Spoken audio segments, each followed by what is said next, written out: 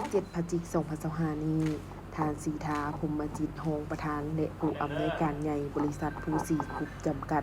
บริษัทภูสีก่อสร้างและพัฒนามหาชนได้มอบเงินจำนวน30ล้านกีบและทานน้ำราชวงศ์ประธานบริษัทน้ำใสครบวงจรจำกัดได้มอบเงินจำนวน20ล้านกีบให้ทัพนักกีฬาป้องกันความสงบเพื่อเป็นการประกอบส่วนสุขยู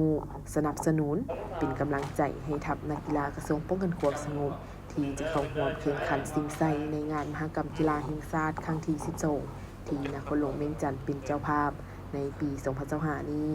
และต่างหน้ารับโดยพันเอกปริญญาเอกสมพันธ์ศรีวงศ์ไส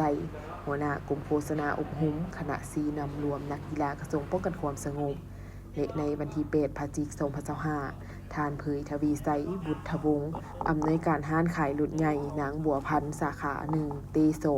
ได้มอบเครื่องกีฬาจำนวน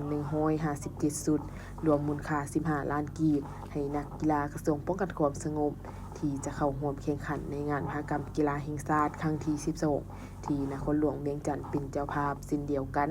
ต่างหน้ารับโดยพันโทพลทิพย์พันธวงศ์รองหัวหน้ากรมโฆษณาอบรมป้องกันความสงบทั้งเป็นคณะรับผิดชอบซีนำรวมนักกีฬากระทรวงป้องกันความสงบในการเข้าร่วมแข่งขันงานมหกรรมกีฬาแห่งชาติครั้งที่12